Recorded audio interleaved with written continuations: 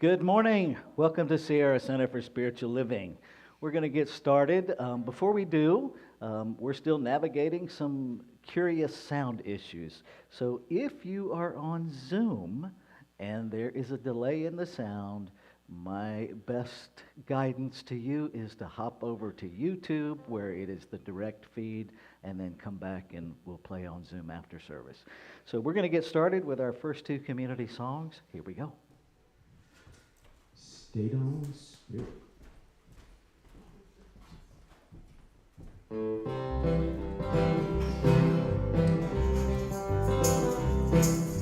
Woke up this morning with my mind. Stayed on Spirit. Woke up this morning with my mind. Stayed on Spirit. Woke up this morning with my mind. Stayed on Spirit. Hallelujah. Hallelujah, hallelujah. Walking and talking with my mind. Stayed on Spirit. Walking and talking with my mind. Stayed on Spirit. Walking and talking with my mind. Stayed on Spirit. Hallelujah, hallelujah, hallelujah. You can't hate your neighbor. Stayed on Spirit, you can't hate your neighbor in the mind. Stayed on Spirit, you can't hate your neighbor in the mind. Stayed on Spirit, hallelujah, hallelujah, hallelujah. You love everybody in the heart. Stayed on Spirit, love everybody in the heart. Stayed on Spirit, love everybody in the heart. Stayed on Spirit, hallelujah, hallelujah, hallelujah. Woke up this morning with the mind. Stayed on Spirit. Woke up this morning with my mind. Stayed on Spirit. I woke up this morning with my mind.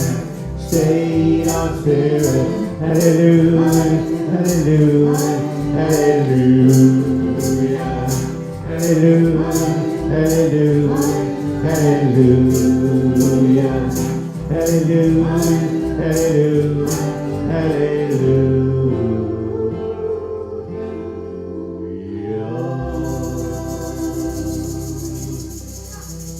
Oh yeah, sounds good. Good morning.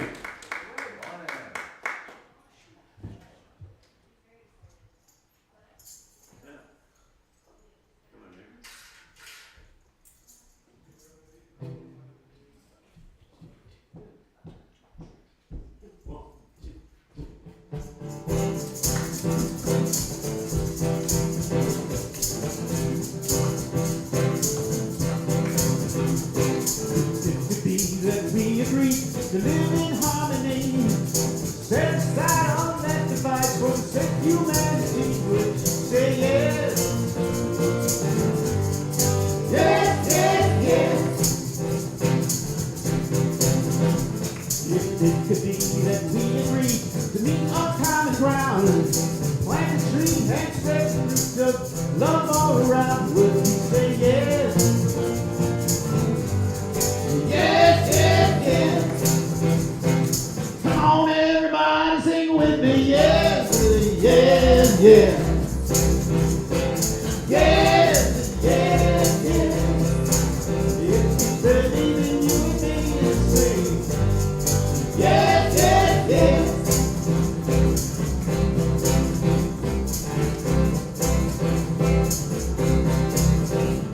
If you believe like I believe, we can make a better world. Listen to each other, every voice is heard when we say yes. Yes, yes, yes. What would you say if we found a way to end our poverty? So I can live with dignity from sea to the shining sea. Would you say yes? Come on, everybody, sing with me.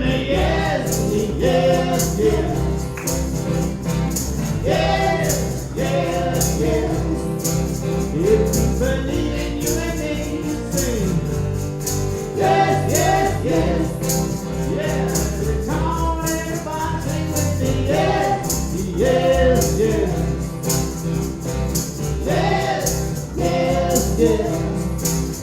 If you believe in you and me, you say, yes, yes, yes. Yes. Yes. Yes, you believe. Yes, yes, yes.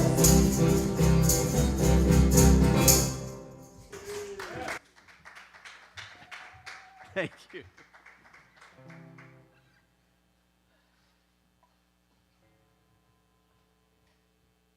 Good morning again.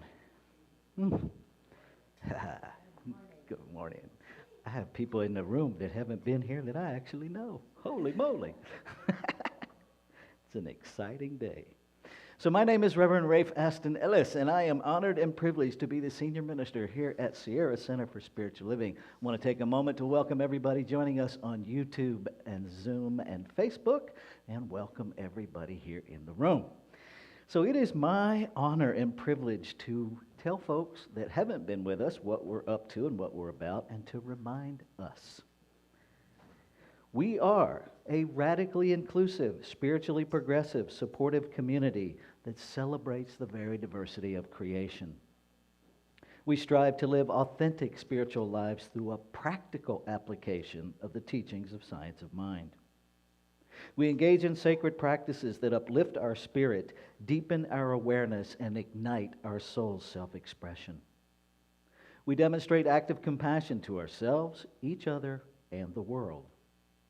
We experience meaningful contribution by giving generously of our time, talents, and treasures, and we intentionally, on purpose, shamelessly, unapologetically promote this community and these teachings.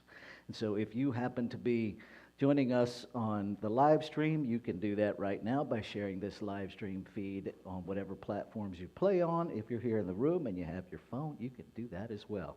We no longer have that, what are you doing on your phone, look happening. We actually appreciate that. One of the things that we do every Sunday morning to demonstrate our inclusion, to put it into practice, is our inclusion candle lighting ritual.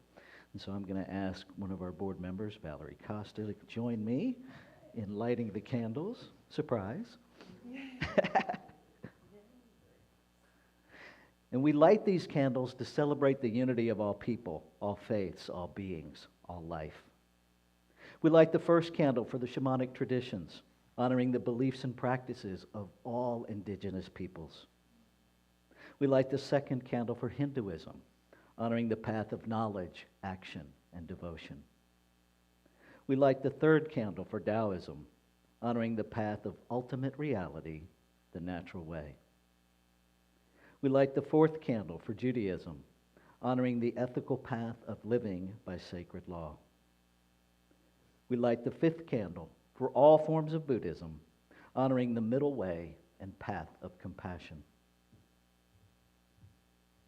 We light the sixth candle for all forms of Christianity, honoring the teachings of Jesus as the path of love, forgiveness, and healing by the presence within. We light the seventh candle for all forms of Islam, honoring the path of submission to the will of God as the highest calling. We light the eighth candle for the religion of Baha'i, honoring the path of unity and peace. We light the ninth candle for all forms of New Thought teachings, honoring the metaphysical path of mental healing through the practice of universal spiritual principles of love and law. And we light the 10th candle for absolute inclusivity, affirming that all are welcome and celebrated here. We light this final candle, honoring the infinity of oneness as all creation, seen and unseen. Thank you, Valerie. So now I'm going to turn it back over to our musicians for our next community song. If anyone besides me, Mrs. Julie, this morning, our intrepid conga player, she's in Redwood Valley celebrating her father's 86th birthday. Yay, happy birthday.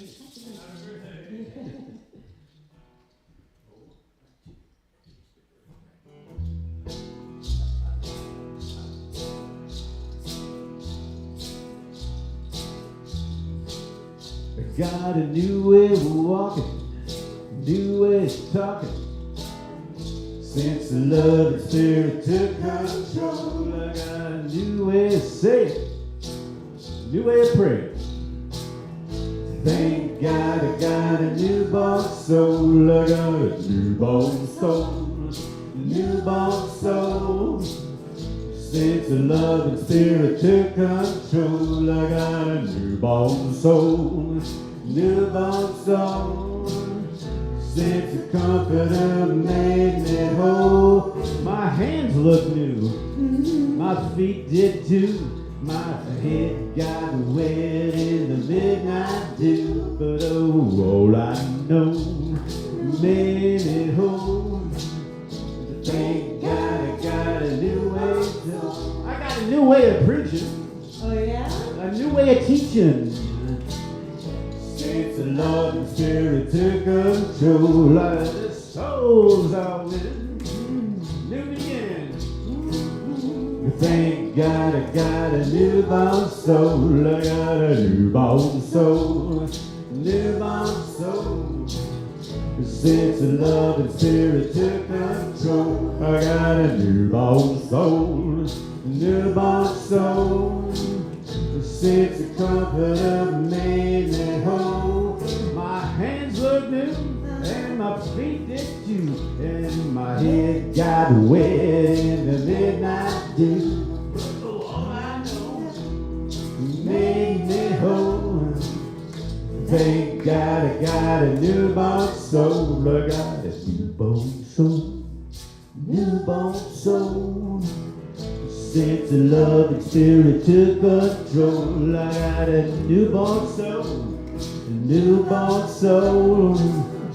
Thank God I got a newborn soul.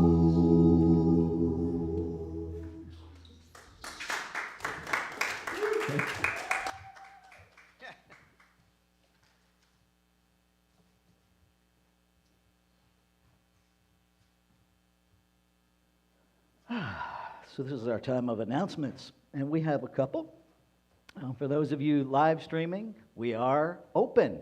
So you can actually be here in person experiencing this, whatever this is, service, gathering, teaching, learning, experience. It's really whatever you call it. Doesn't matter what we call it or what I call it. You can be here in person. We have a bead system in place, a communication system in place. If you want folks to wear a mask when they're interacting with you and to stay 6 feet away from you, you can wear a red beaded necklace, and that communicates that. If you're not sure, you're figuring it out one person at a time, you want folks to check in with you before they get too close or before they touch you, you can wear a yellow strand of beads. And if you're good with close proximity, no masks, you can wear a green strand of beads. And this simply communicates all that so we don't have to have the same conversation over and over and over. It has worked brilliantly for, this is even weird to say, a couple of years now. And so we may just keep it because even in the absence of a contagion, some folks don't want everybody to run up and hug them. So maybe we'll just keep this in place with a little different parameter. We also have seat savers. So if you want to create a space around you, one on either side, you can grab these do not sit here seat savers and put one on either side of you, and that will communicate that. Okay. Presence, passion, purpose. Gary Lynn Floyd and Karen Drucker are doing a retreat at the Ananda Center from Friday, April 29th through Sunday, May 1st. That's at the Ananda Village in Nevada City. My understanding is they've got a couple of spots left, so if you're interested in that, you might want to get busy securing that as the month winds down. You can do that by reaching out to either Karen Drucker or Gary Lynn Floyd at their email. It's really simple. KarenDrucker.com, GaryLynnFloyd.com. They couldn't have made it easier. Okay, walking with the Rev in the absence of rain. Otherwise, it would be swimming with the Rev. So this happens every Tuesday, Wednesday, Thursday, and Friday from 10 a.m. to 11 a.m. We gather at the parking lot at North Star Mining Museum just above there. We start walking at 10 o'clock. We go as fast as the slowest mobility person in the group so that we are practicing inclusion. We walk until my alarm goes off at 10:30. Then we turn around and walk back. And so far, it's been an amazing thing that it takes us the same amount of time to go one direction as it does to come back in the other. Imagine that. And so we finish right at 11 o'clock. It's a really sweet time of connection, and really we just talk about whatever's happening in life. Science of mind crossword puzzles. Let me shift myself for the live stream, folks. So I had this wild idea to create crossword puzzles as a teaching tool and a learning experience, because the glossary in The Science of Mind, A Philosophy of Faith, A Way of Life by Ernest Holmes really functions more like a study guide than a glossary. It's got some expanded definitions that literally are a page and a half. Now, that's not your standard definition. That's an actual study guide. And so I created crossword puzzles. There are 45 puzzles in total. 22 of them, one for each letter of the alphabet, covered in the glossary. Then there are 23 that are random, mixed up crossword puzzles that have either 20 or 21 words within the puzzle. You can purchase an individual puzzle. You can purchase the bank of alphabet puzzles, you can purchase the bank of random puzzles, or you can purchase the whole chow chow. That is available on our website. We are partnering with other centers to actually participate in this beautiful process of reciprocity through this. We invited them to use them in their centers and in their teaching, and then encourage people to purchase their own, and if they do, to have them include their center affiliation in the checkout note, and then we will tithe 10% of their purchase back to their center. So everybody is participating in the reciprocity, we're participating in the learning, and holy moly, we might actually have some fun in the process. Just saying, it's possible. First Friday fun service. This will be our second one. So next week, our guest musicians will again be Love Eternal. If you're not familiar with them, you can check them out on YouTube. They're a fusion reggae couple that just do amazing stuff. And so they're going to be here next Sunday. Then the first Friday in May, they will be here for our First Friday Fun Service, which happens from 5 p.m. to 8 p.m. on the first Friday of the month.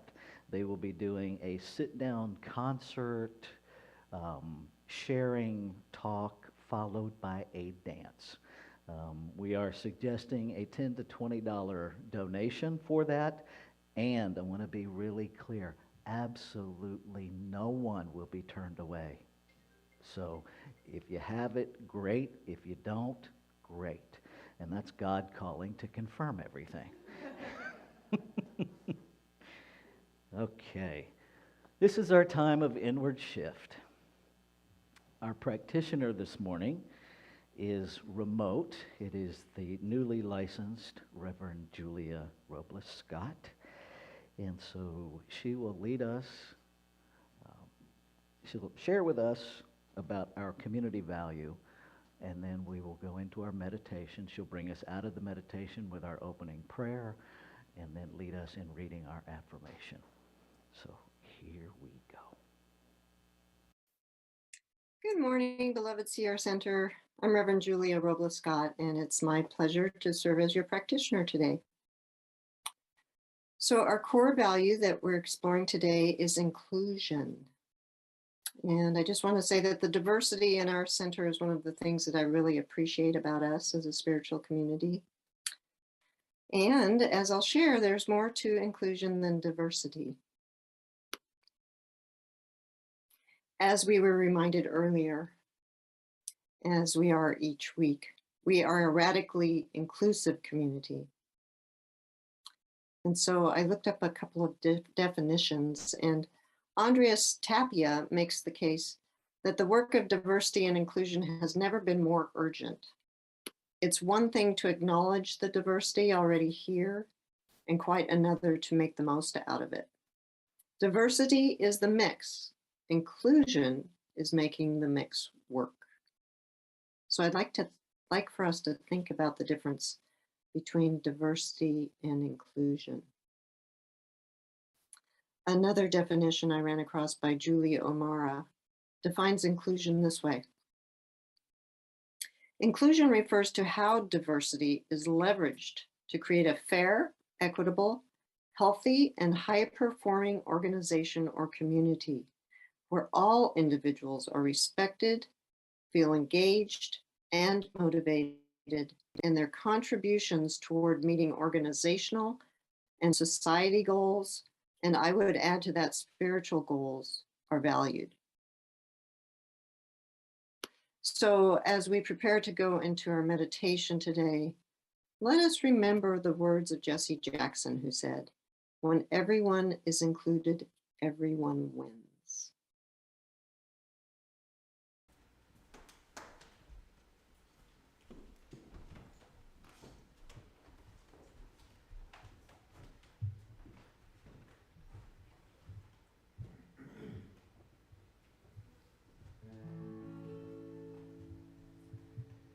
In this very room, there's quite enough love for one like me.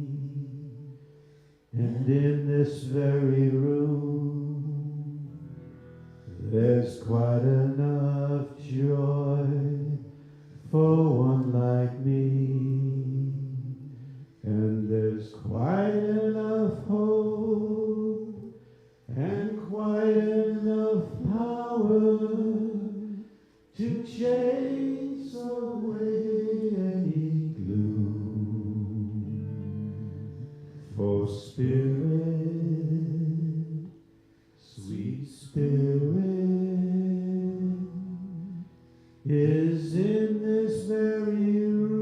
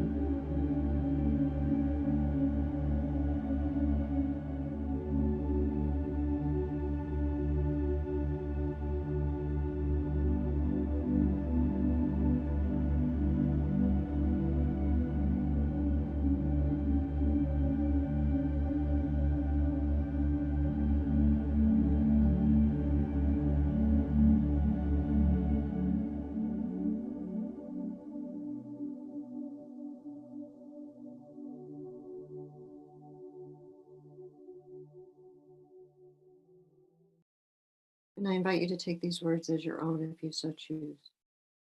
Right here and right now, I remember the truth that there is only one thing happening, and it is this beautiful, magnificent outpicturing of the divine, everywhere present, in all, through all, as all. It is the love, the light, spirit, creator, life itself, whatever word you choose to use to describe that indescribable force, power, presence, intelligence, which is the foundation and back of all things. And so as I remember this truth, I realize and recognize that this truth is the truth for everyone here, for myself, for each one in this room, for all of those who might be on the internet joining us, wherever we may be. The presence is there. We are in it and it is in us. Knowing that there's only one, I just realize and recognize that every thing, every person, the seen and unseen, in all of its magnificence and glory, shows up as the diversity of life itself. And so within this spiritual community, I celebrate, joyously celebrate our radical inclusivity, knowing that each one that walks through these doors is the face of the one, is the embodiment of the divine. And so I embrace this opportunity to continuously be diverse and inclusive. And I challenge ourselves, challenge us to think of ways in which we can make inclusivity work for all of us. For when we do, it benefits the whole. And so I'm just so grateful that there's this continual evolutionary process of change, expansion, growth, this upward spiral of spiritual evolution that is ever drawing us back to itself, back to the one that we are in form, in spirit, in body, mind, soul, whatever word you want to use. I'm so grateful to be a part of this Sierra Center for Spiritual Living, for the leadership and all the volunteers who show up each Sunday and during the week to make this center what it is, realizing and recognizing that it is the diversity of the divine that makes this center what it is. And so I just give thanks. I give thanks for all of it. I give thanks for the many diverse thoughts, ideas, as we come together as spiritual beings having a human experience. I give thanks for the challenges, the fun times and the hard times, just knowing it's all for our highest good. And so I just say thank you. Thank you for all of it, no matter what it looks like, because I remember the truth that it is all God, it is all good, it is all the one experiencing itself in, through, and as each one of us. So no matter what the outside exterior circumstances may be, how they may look, we are going through a challenging time. It's like a birth process, spiritual evolution, birthing process. It can be painful and really hard, but we're in it together.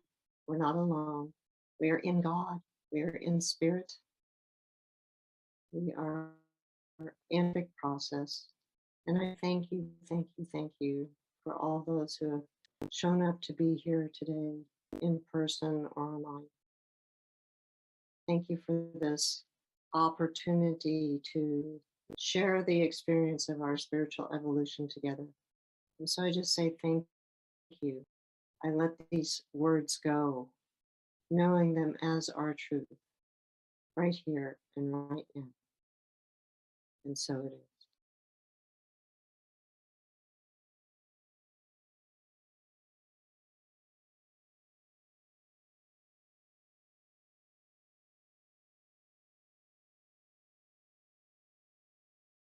Now it's time for our affirmation. And so I will read it aloud first, and then we will read it together. Daily, I rise in wonder, gratitude, power, and glory.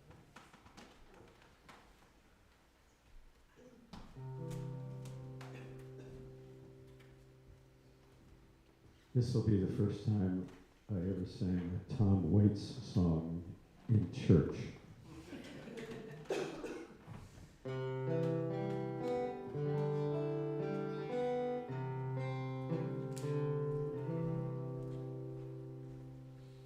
You can never hold back spring. You can be sure I will never stop believing. The blushing rose, it will climb. Spring ahead or fall behind. Winter dreams the same dream every time. No, you can never hold back spring. And even though you've lost your way, the world is dreaming of spring. So close your eyes, open your heart to the one who's dreaming of you. And you can never hold back spring. Remember everything that spring can bring. No, you can never hold back spring. No, you can never hold back spring.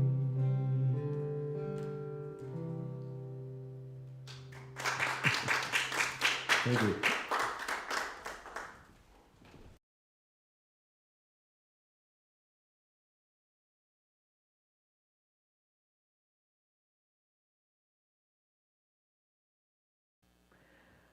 Let's take a breath together.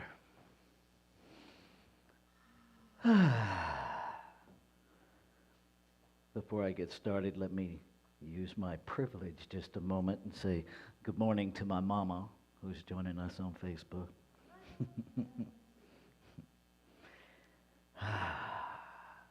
Easter Sunday. Was having a conversation with a practitioner earlier this week about there's some level of amusement that happens for us because science of mind technically has no spiritual holidays, has no religious holidays. And yet, clearly we do. Which, if we think about our tradition embracing all other traditions, then it begins to make sense to me. So this morning, we're going to talk about the resurrection. But we're going to talk about it from a very different paradigm than I've ever talked about it before. Of a gentleman in the room that has been co-facilitating with a group of us, with the Reverend Dr. Deborah L. Johnson from Santa Cruz, the founder of Inner Light Ministries, has brought forward a brilliant work on how to get off the villain-victim-hero triangle, because it really, that activity really does seem to be at the very core of our idea of separation. And the only thing that ever really needs to be healed is the delusion that we're separate. And that shows up in society as othering each other. And in order to other one another, we have to have a villain. We have to have a victim. And then many of us who find ourselves in some aspect of a helping profession don the cape and become the heroes.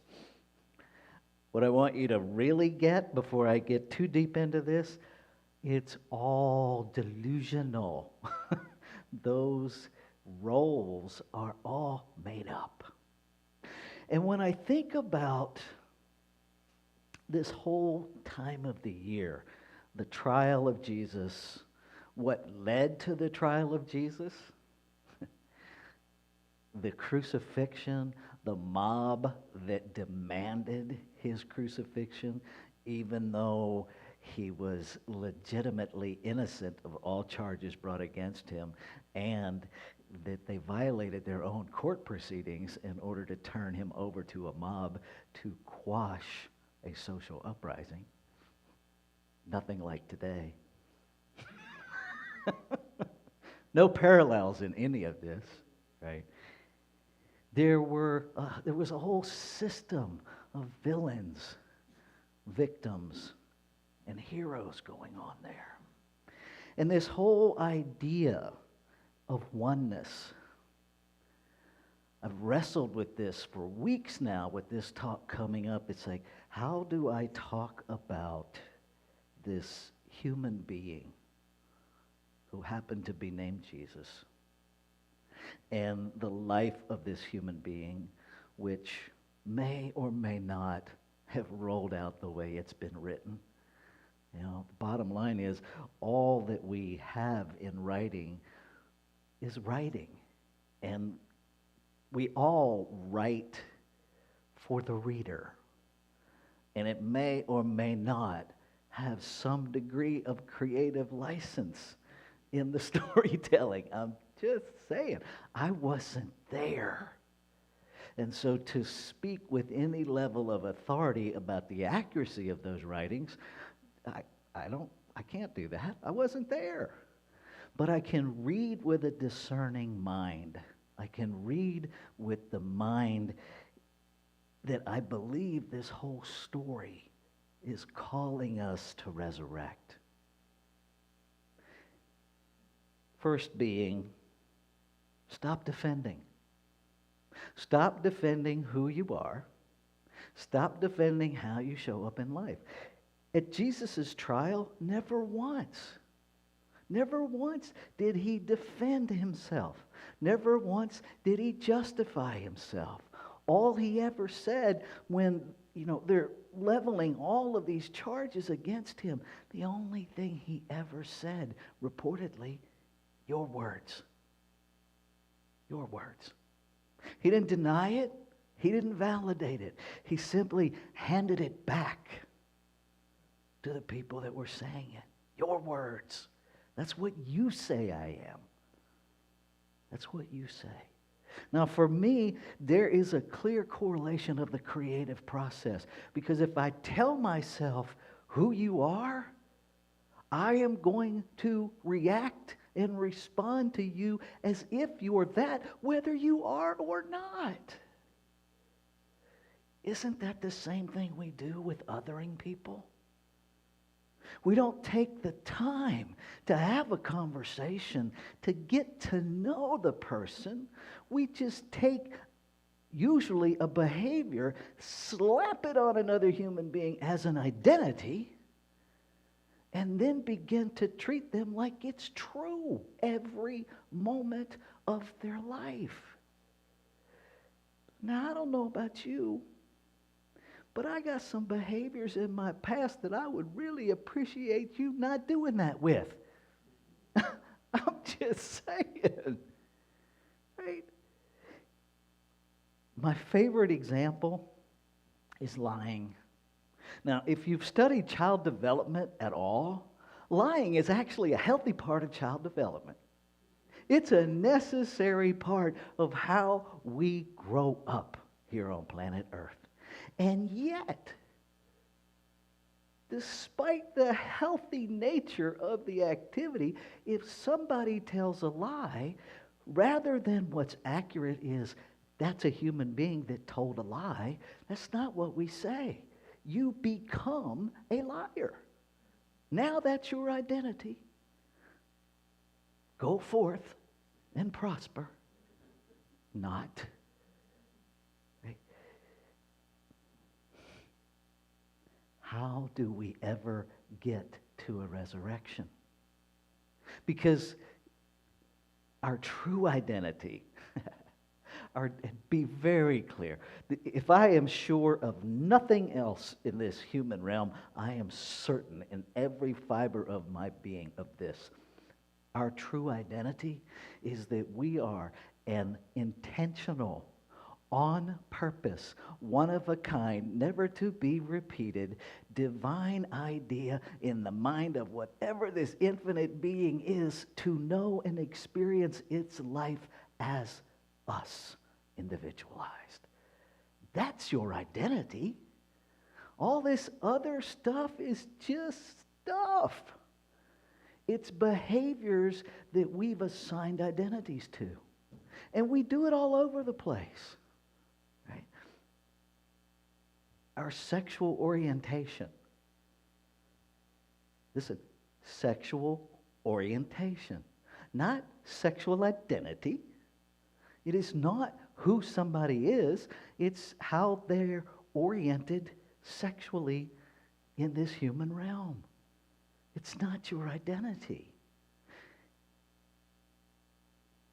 Being transgender is not my identity. It's a descriptor of one of the ways I identify, but it is not my identity.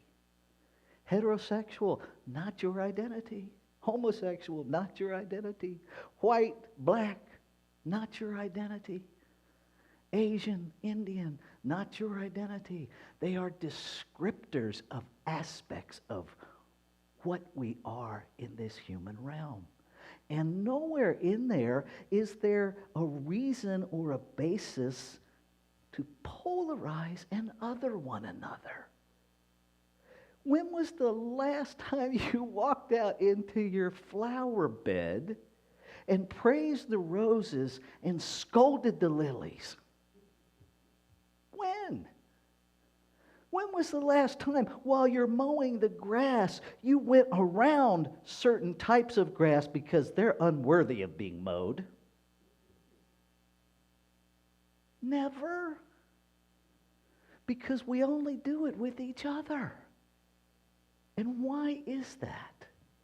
I don't know. I could make up a lot of theories and I could make them sound really good. But the truth is, I don't know. We could say it's because we have an ego, but if we understand ego in terms of metaphysics, ego is simply referring to the divine in human form. Now, there's nothing in that. We go to the psychology of ego, and we've got different things because it feels to me like we're really sloppy and lazy with words, right? I was listening to Rev D's service on Friday, and she made the very valid point that we use words like we're sitting in a building, right? But there was a process of building that created the building. And so we use the same word to mean a lot of different things. When we're communicating with each other or about ourselves, do we take the time to be clear about what we're actually communicating? Rarely. We just leave it to assumption. Okay? And I submit to you that if you want to be understood, perhaps take the time to be clear. Even to say, and when I use this word, what I actually mean is, it'll take a little longer, but you'll spend more time with each other. Not a bad thing. So we have this human being who is the villain, who becomes the victim of his villains. Right? But he starts off as the villain because he is threatening the social constructs by doing what? Living a life of inclusion. Jesus lived a life of radical inclusivity. He didn't care what you did or who you were. He was going to hang out with you, and he was going to uplift you, and he was going to see your brilliance, and he was going to be a part of leveraging that so that the whole of society was better. Can't have that. Right? So he became the villain. Post-trial, now he's the victim. And he's going to be crucified for what he did. And so, where have you been crucified? Where have you stepped out of the societal comfort zone, or the family comfort zone, or the work comfort zone, or even, dare I say out loud, the comfort zone of your own mind, your own rules, your own social mores? Where have you stepped outside that comfort zone and made yourself the victim? Made someone else your villain in order to justify your victimhood? Where have you crucified your creative authority? Where have you crucified your agency as an intentional, purposeful, divine idea in the mind of God so that you don't have to be that? Because that's the easy way out. To where when the ideas of sitting with someone who you shouldn't, according to page 97 of the Shouldapedia rolling around in your head. Right? And how do you resurrect? Our talk title for today, I don't even remember what it is at the moment. Recognize, release, and resurrect. Part of that is reveal. Thank you, Juanita. Reveal, release, resurrect. So the first thing we have to do is get honest with ourselves. We've got to reveal whatever it is that we've been lying to ourselves about. We've got to do some exploration. And for some of us, that's an archaeological dig. Let's just be honest. Some of us have stuff buried so deep, we need machinery to get in there and help dig that stuff out. Do it. You're worth it. You're not going to do it for anybody else. Do it for you. Right? So I want to jump to the whole resurrection piece. In order to resurrect, the stone had to be rolled away. First, it had to be noticed. It had to be revealed. Then it could be removed. Then there can be a resurrection. So identify. What are you hiding behind? What is your stone? And how do you roll it away? Maybe you need some help rolling it away. Hire a practitioner. Hire somebody. Sit with a friend. Be vulnerable. If you want, and know that you are stronger than you think you are. Right? Because a lot of times those things that need to be moved out of the way feel like an enormous stone that we're never going to be able to move. Yes, you can. That's what the Bible talks about when it says we will move mountains. It's not talking about the literal mountain. It's talking about those things in our consciousness that we have made so big, so unmanageable.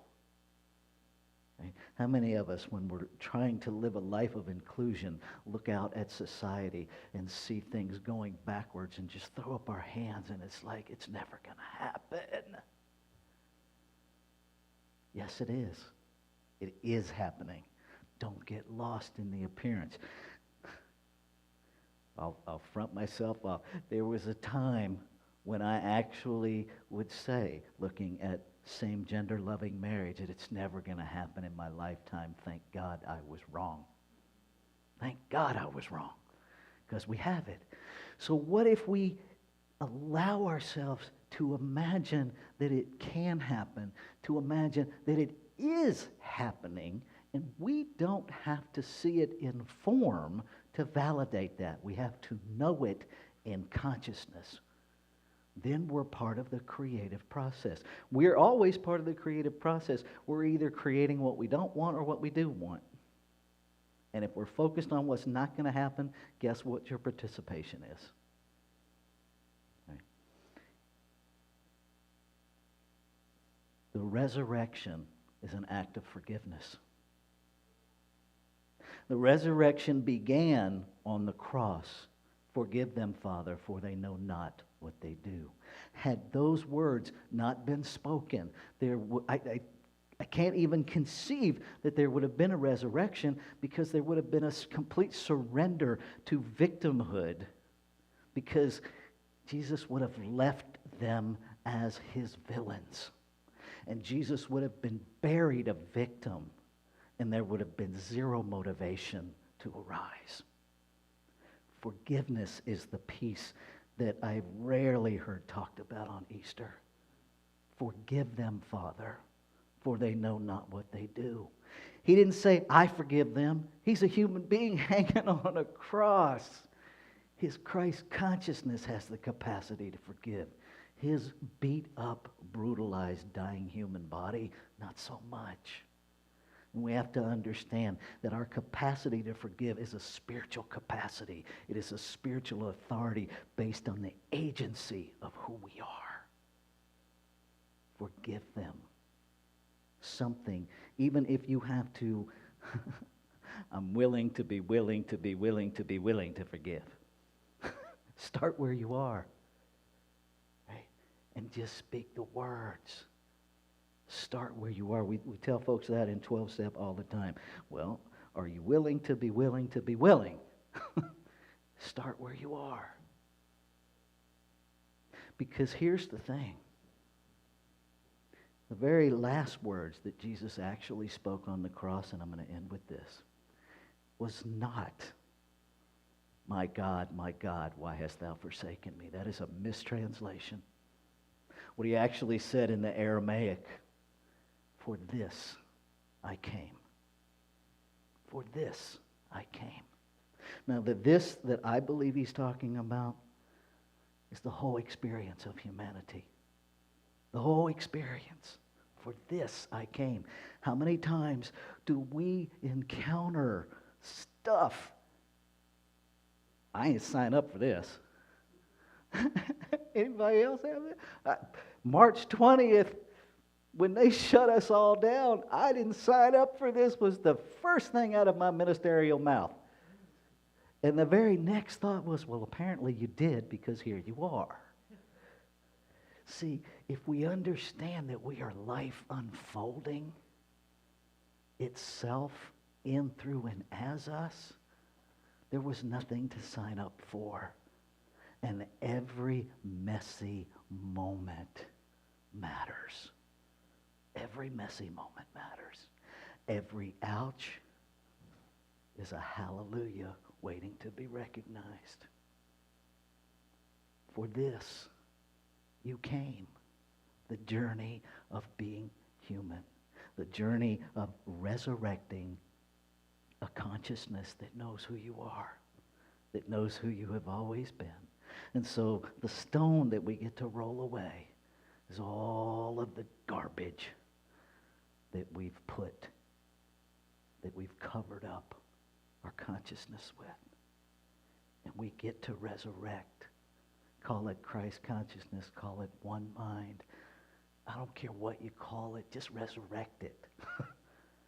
Just resurrect it. It's not dead. You're not bringing it back to life. You're uncovering it and resurrecting it. Let's take this into prayer. And so with this breath, I recognize it is the breath of life breathing itself as all life. Created out of it, by it, to be it. I know that I am it. Intentional, purposeful, one of a kind, never to be repeated. Smile in the heart of infinity itself.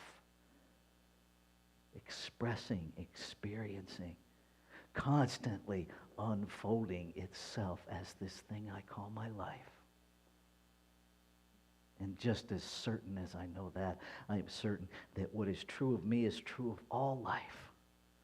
And so each and every breathing being, a divine idea in the mind of God itself. Every stone, every grain of sand, every raindrop, every energy that holds it all together. All part of this infinite beingness that I call life.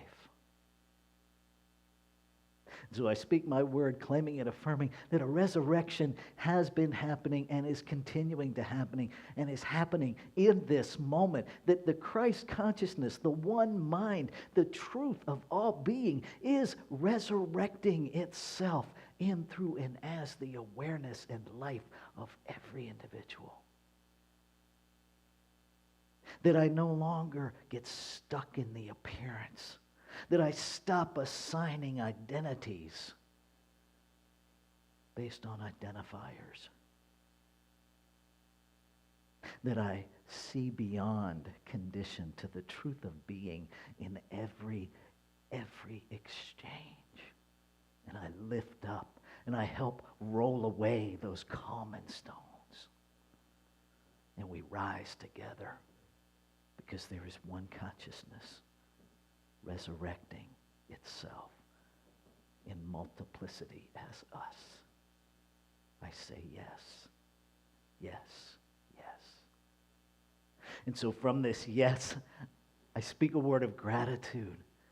A word of gratitude knowing that the word spoken is the word fulfilled. There is no waiting period. It is done. And so I receive that. I claim that. I celebrate that. And I release, knowing it's already done. There's nothing to hold on to. And so I let it go. I let it be. And I invite you to join me in making this your own as we say together, and so it is.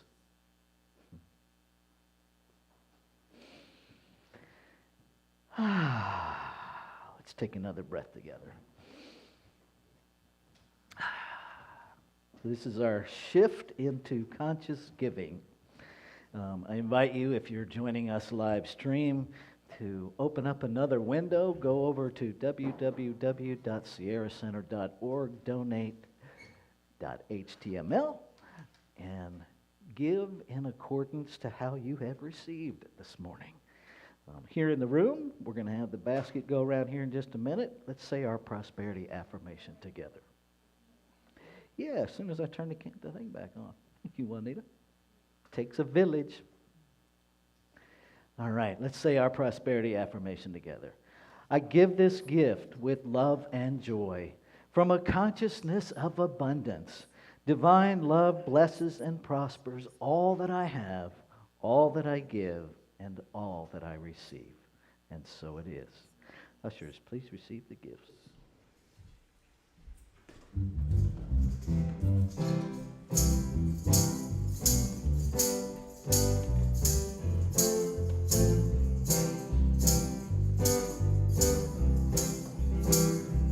One love, one heart. Let's get together and feel alright. It will cry. One love, it will cry. One heart. Give thanks and praise to the Lord, and I will feel alright. Let's get together and feel alright. One love, one heart. Let's get together and feel alright. One love, one heart. Give thanks and praise to the Lord, and I will feel alright. Let's get together and feel alright. Let's get together and feel alright.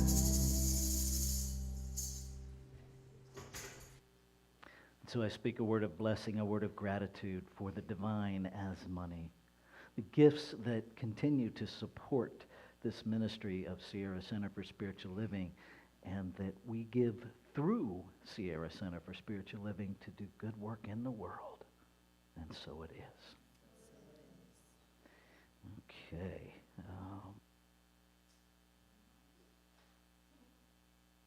It is not helpful to turn your microphone off and then continue to talk. Okay, couple of reminders. We have a whole basket of these handy-dandy little bracelets that we found that say Sierra Center for Spiritual Living, Expanding Joy. You are welcome to take as many of them as you would like. They are right over there. Science of Mind magazine, we have that. You can purchase that. We don't have anybody working the bookstore just yet. We're rebuilding all that stuff. But Juanita created a QR code so you can purchase it using the QR code. There is the price of the magazine plus tax, and I don't know what those are split out to be, but I do know that the total isn't even $5. So, we have some ways to communicate. We have a conscious communication form, which allows you to say, what's alive in me is. This will positively impact our community by. Tell us that. I also want you to know, and whatever you want to put there. Those go in that little locked black box right over there on your way out. We also have the prayer request forms. If you have something that you want us to join you, holding you in prayer for the next week, please fill that out. Those of you online, you can fill that out on our website. The ones online come directly to me. The ones in the room, I will pick up directly after service. I want to thank our musicians. Thank you, Don. Thank you, Jeff. Thank you, Valerie. Thank you, Juanita. Thank you, Julie, who's normally here, and happy birthday to your dad. Thank you, Hillary, for being on our PowerPoint. Thank you, Jill, for being our greeter and for our lovely orchid. Thank you, Kate, for our Easter lily that is continuing to thrive beyond last week. And thank you for being here. This is a lot more fun with people in the room than empty chairs. Thank you for joining us online. I don't know if my mama's still watching or not. Her name's still up there. I love you. All right. I think that's it. So let's stand and do our benediction. Something wonderful is happening as me right now. Something wonderful is happening as me right now. It is this thing called life. It is this thing called life. It is this thing called mind. It is this thing called mind. It is this thing called resurrection. It is this thing called resurrection. I know it. I know it. I feel it. I feel it. I sense it. I sense it. Say it like you mean it. Because I am it. And so it is. So it is. All yours, musicians.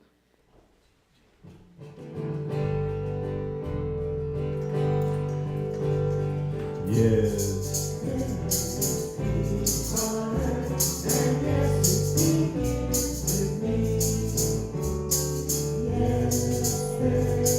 Peace on earth.